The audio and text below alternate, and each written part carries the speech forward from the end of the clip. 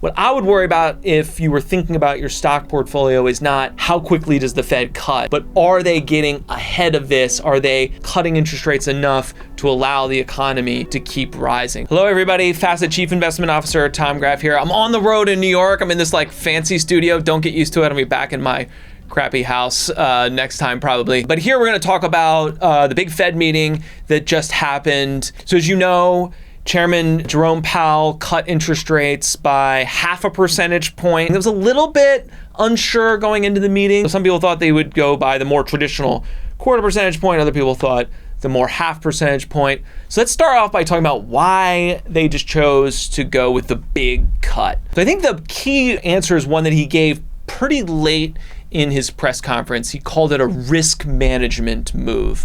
What he means by that is there are some signs that the labor market is weakening. You may remember we did a video on that a couple weeks ago. And so the Fed's worried about that. They don't want to wait around until there's real serious weakness in the job market to even start cutting interest rates. And that's partially because monetary policy, which is what we're just talking about when the Fed moving rates around, monetary policy works with a lag. So that means today's move probably won't have much effect on the economy until 3, 6, maybe even 12 months out, right? And so if the labor market's already weakening, that means, boy, we better move today to make some kind of adjustment if we want any hope of that reversing itself down the line. Important thing here is that he suggested there's going to be more rate cuts coming. He called this the beginning of a rate cutting cycle. Now, how far might they go?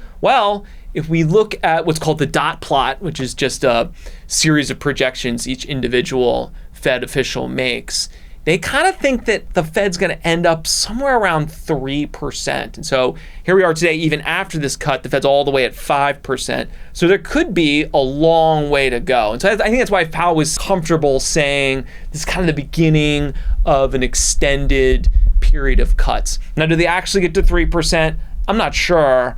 But the point is there's a long way to go, right? And one thing I do want to talk about is the impact on mortgage rates. A lot of viewers probably care about this financial stuff, care about their stock portfolio, but are also quite concerned about what's going on in their housing market. Mortgage rates are probably not coming down. In fact, if anything, the last 2 days we've seen sort of upward pressure on longer term interest rates, which would include mortgage rates. It might seem a little counterintuitive. Fed just cut, made a surprisingly big cut. Why would interest rates on the longer part of the world be rising? And the answer is because long-term interest rates react to recession risk. The long-term mortgage rate or the 10-year treasury rate is going to move up or down with how the market perceives the chance of there being a recession.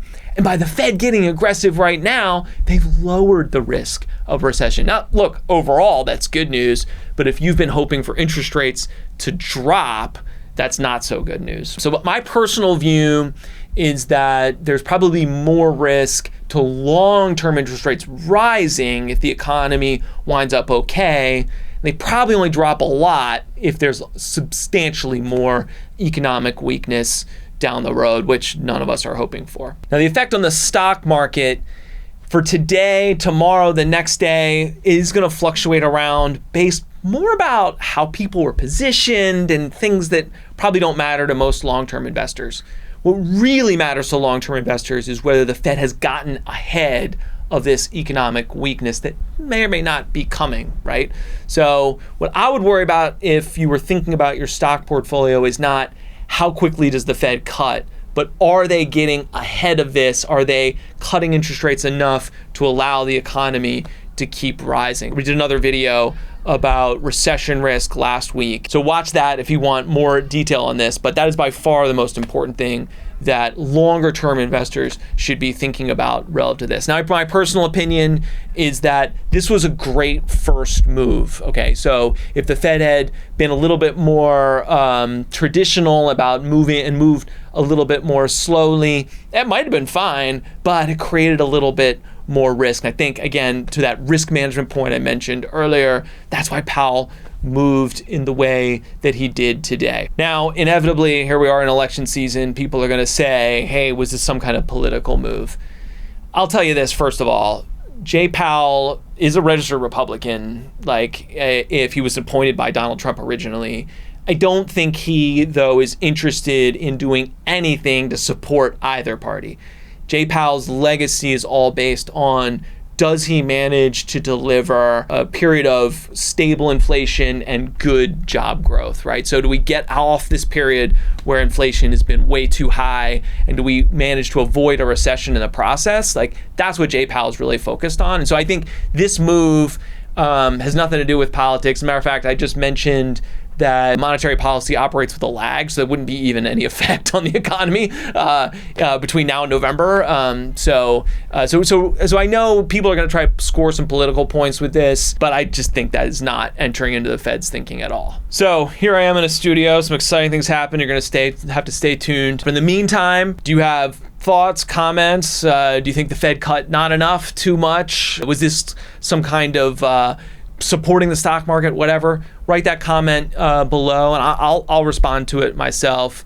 And if you like this content in general, hit that subscribe button. We're going to be coming at you about once a week with thoughts on markets, the Fed, the economy, and what have you. We'd love to see you again.